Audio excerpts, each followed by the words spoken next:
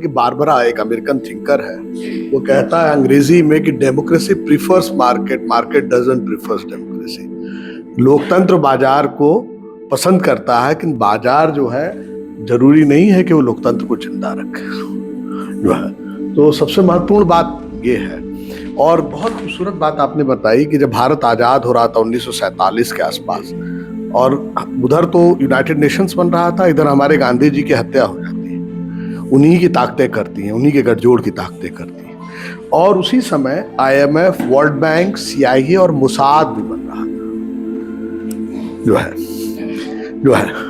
तो ये बहुत महत्वपूर्ण चीज है कि उनकी जो संरचना बन रही थी उसको भी समझने की जरूरत है। और आपको पता है, अमेरिका जान रहा था पेट्रोल डीजल मिल चुका है, और अमेरिका ये भी जान रहा था कि लैटिन अमेरिका में जो लड़ाई चे गेवारा कर रहे थे, चे गेवारा के ऊपर तान्या को भेज के जासूसी स्टालिन भी करवा रहे थे, CIA भी कर रहे थे। और भारतीय मूल के मजदूरों ने उनके साथ क्या गद्दारी की, जो उनके डायरी में लिखा है, वो भी एक अद्भुत ही कहानी है जिसके बारे में हम ज्यादा बोलना नहीं चाहते। हाँ, तो किन लोगों ने गद्दारी की, जिन्होंने उन्होंने बदवा मजदूरी से मुक्त कराया, वही लोग CIA को गद्दारी करते हैं।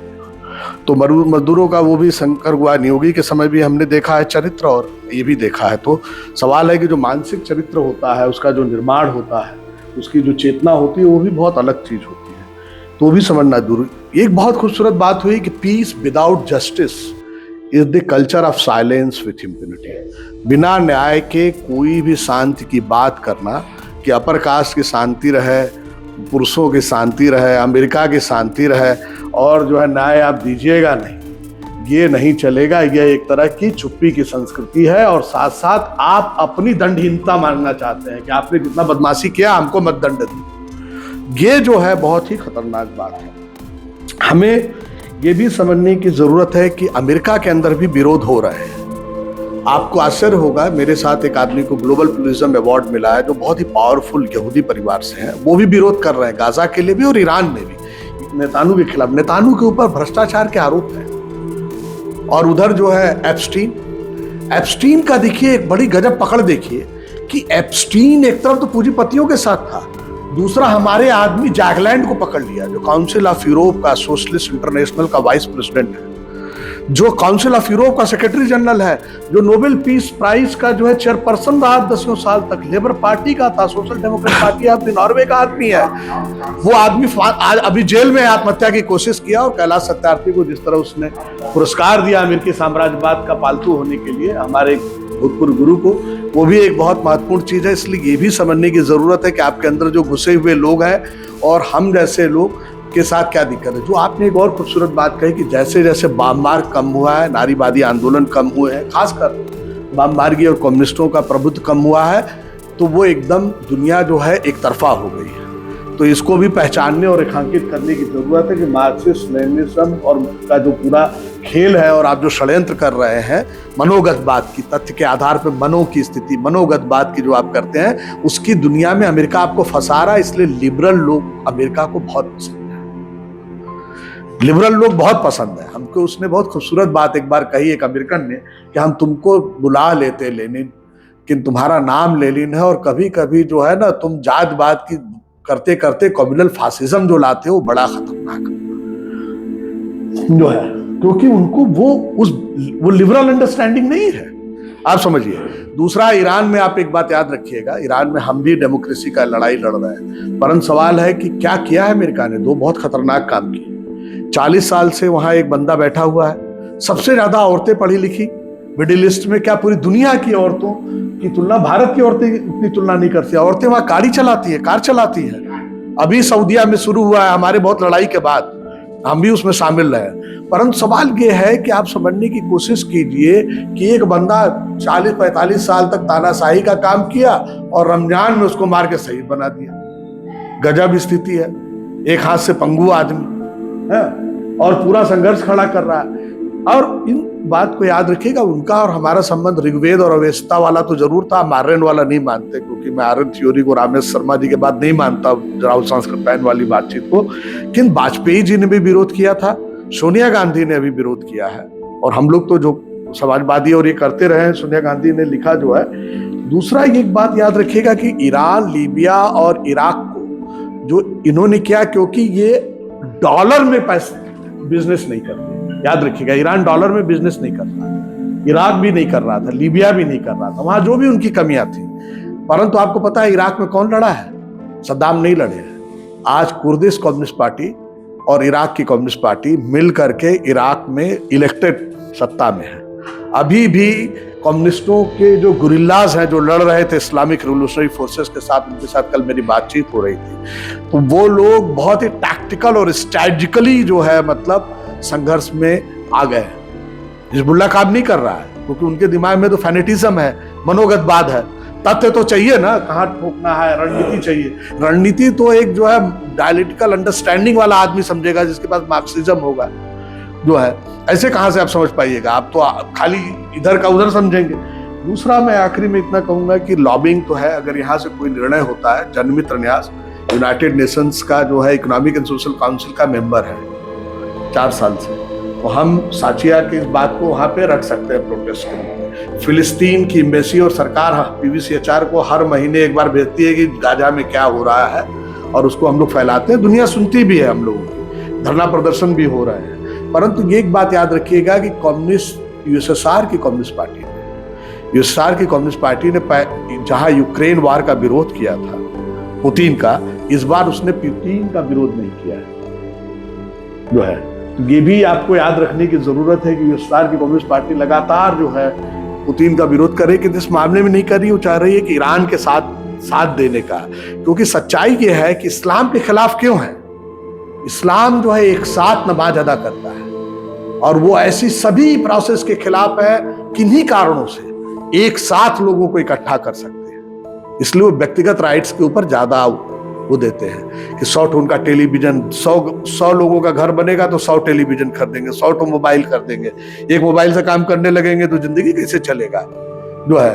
तो इसलिए उनको डॉक्टर अंबेडकर भी एक समय से ज्यादा नहीं पसंद है। उनको समाजवादियों का जो आप वाला धड़ा है उनको नहीं पसंद है, जो व्यक्तिवाद करके जो समाजवादी चलाने वाले वो पसंद है। तो हम आखिरी बस केवल बात ये कहेंगे कि USAID ने जब पैसा हटाया तो टॉर्चर के ऊपर जो काम होता था, उसकी एक चिट्ठी आई, मेरे दोस्त हैं डॉक्टर जेम्स डेनमार्क के, उन्होंने कहा कि लेनिन 100 रुपए में अब हमारे पास 22 रुपए बचा है, 100 में से अब हम 14 लोगों को ही पैसा दे रहे हैं, और गाजा देना बहुत महत्वपूर्ण है जो है। तो तुम्हारा हम पैसा भी कम कर रहे हैं, कि तुम उन 14% में हो तुम्हारा। तो आप सोचिए कि फटाक से केवल अमेरिका हटने के बाद 100 रुपए में 22 रुपए उनका बजट हो जाता है।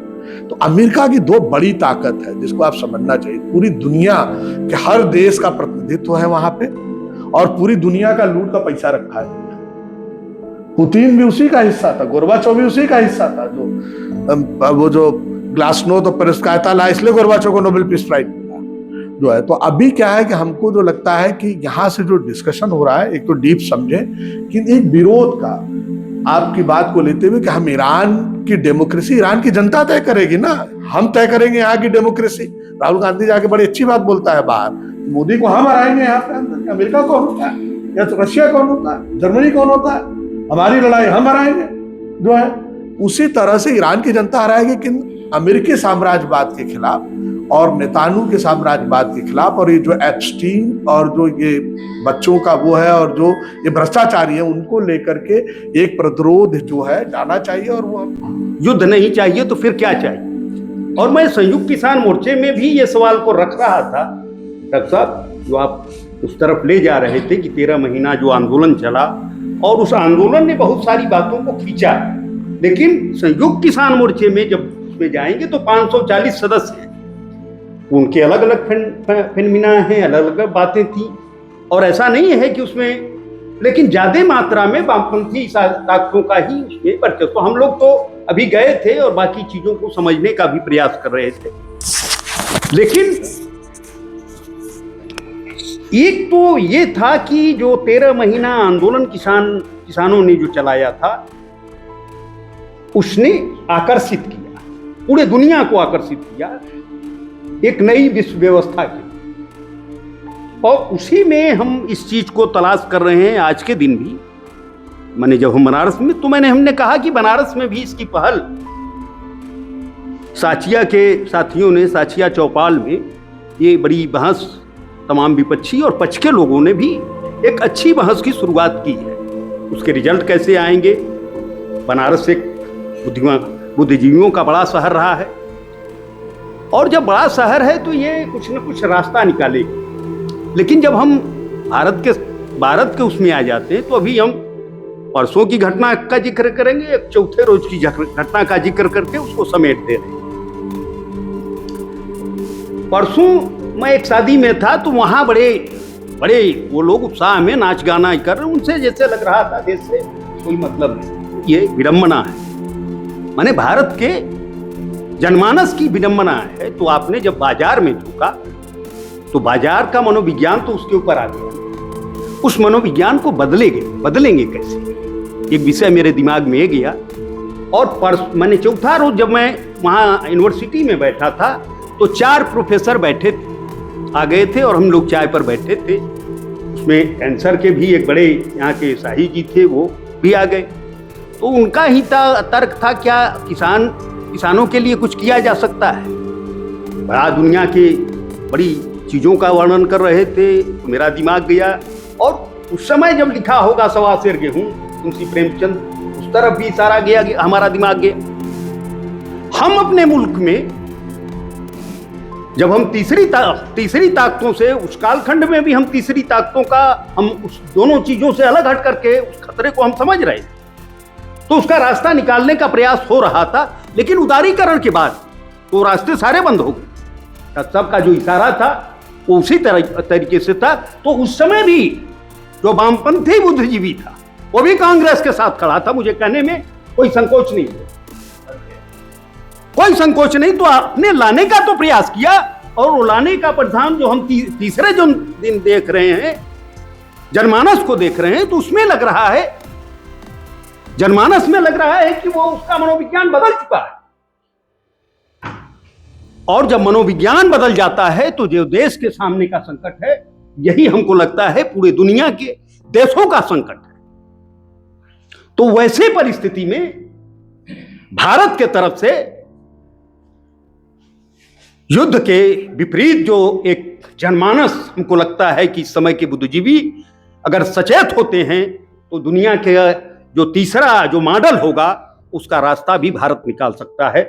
हमको आशा है, और हमको लगता है कि विश्वास भी है कि रास्तों की तलाश शुरू हो गई, और संभावनाओं की तलाश जब शुरू हो जाती है तो बड़े रास्ते, जो छोटे छोटे रास्ते हैं, बंद होते हैं। बड़े रास्तों की आवाजाही का भी रास्ता बनाया जाए। धन्यवाद साथी विजय भाई। जिस विषय पर चर्चा हो रही है आज, युद्ध नहीं शांति चाहिए, और निश्चित रूप से भारत से तो मैसेज जाना चाहिए था कि युद्ध नहीं शांति चाहिए, लेकिन शांति किस आधार पे, किन मूल्यों पे चाहिए? आप किसी देश के शीर्ष नेताओं को और किसी देश के लाखों नागरिकों को, मैं गाजा की बात कर रहा हूँ, मार देते हैं, फिर उसके बाद हम शांति की अपील करेंगे, वो मारने के बाद भी कहता है कि ठीक है नहीं कर रहे, तो कोई निष्कर्ष नहीं निकल रहा है।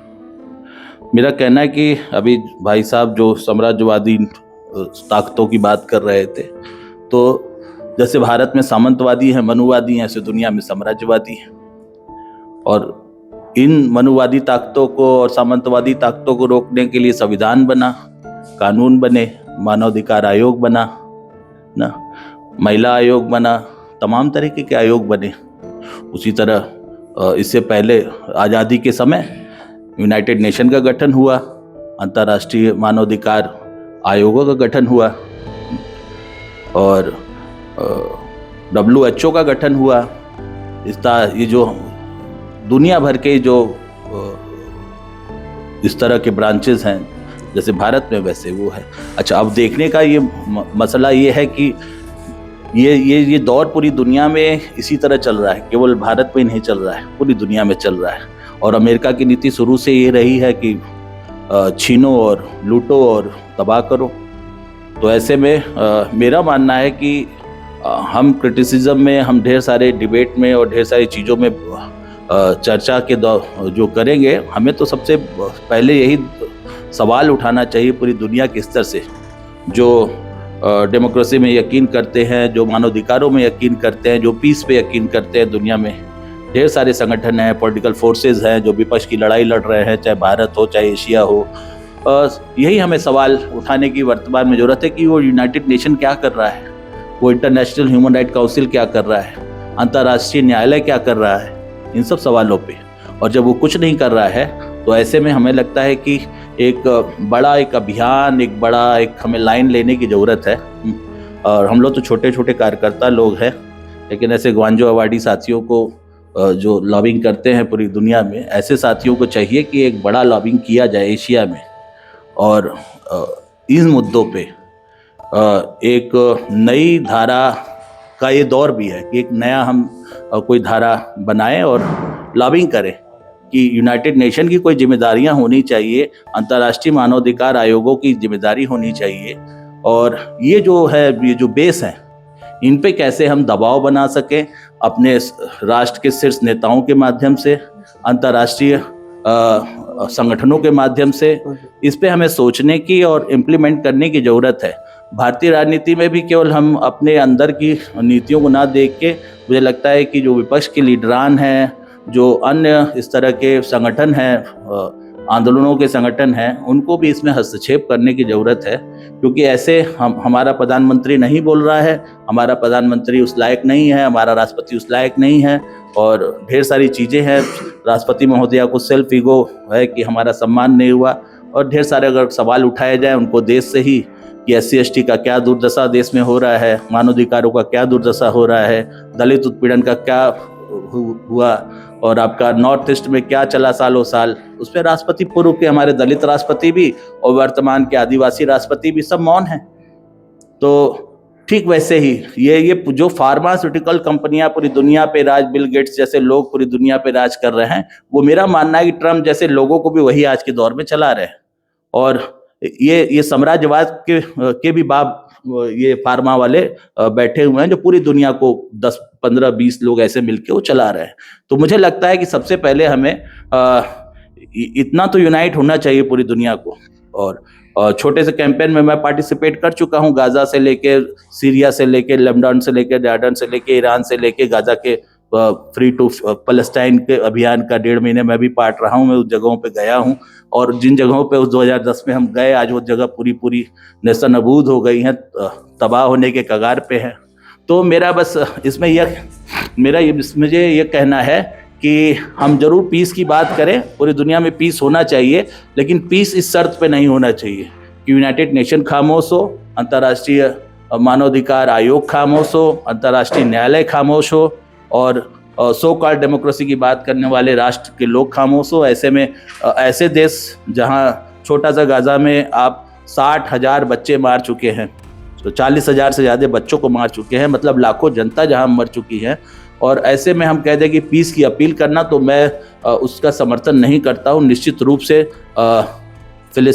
इजराइल के ऊपर एक बड़ा इस तरह का, या तो दुनिया आवाज़ उठाए, उसका कोई दमन का तरीका खोजे, और उसका कोई अंतर्राष्ट्रीय जो मापदंड है उस पर लगाम लगाए। लगाम नहीं लगा सकती तो मेरा कहना जो ईरान कर रहा है, हम उसका समर्थन करते हैं। हम चाहते हैं कि ख़ास तौर से इजराइल और अमेरिका के जितने मिडिल ईस्ट में बेस हैं उनको इसी तरह समाप्त किया जाए। अगर ये सब खामोश है, एजेंसियां खामोश रहेंगी, तो मेरा मानना है कि ईरान जैसे ताकतों को और मजबूती से लड़ाई लड़के इनके सारे बेस को मिडिल ईस्ट से समाप्त करने की ज़रूरत है, और इजराइल को सबक सिखाने की ज़रूरत है कि वो दोबारा भविष्य में ऐसी गलतियां ना करे। यहाँ तक कि गाजा को लेके जो उसका मुहिम है, जॉर्डन में बगल में जो कर रहा है, वो तत्काल वो शांत कराया जाए। और भारत के राष्ट्रपति को हमारा जो अभी हम लोग छोटे से, अभी शायद आप लोग गए होंगे कचहरी पे, हम लोगों ने सिंबॉलिक किया भी था, और हमारा यही था कि भारत की महामहिम या भारत के प्रधानमंत्री आवाज़ उठाएं कि ईरान के साथ खड़े हैं, और जो कि आप नहीं बोल पाए, आप गैस के मामले में फंस गए, गैस नहीं मिल रहा है, तो आप उनको फ़ोन कर रहे हैं, फ़ोन का कोई जवाब भी नहीं दिया है वो। तो सब मिला के यही कि जो अंतर्राष्ट्रीय एजेंसियां हैं वहाँ पे हम उसको लेके एक नया सोच, एक नई बदलाव, एक नए आत्मविश्वास के साथ आगे बढ़ने की ज़रूरत है कि हम उन पे दबाव बनाएं कि वो इन मूल्यों पे, इन संवैधानिक मूल्यों पे, अंतर्राष्ट्रीय जो मापदंड है उस पर कुछ नकेल कसा जा सके। बहुत बहुत धन्यवाद।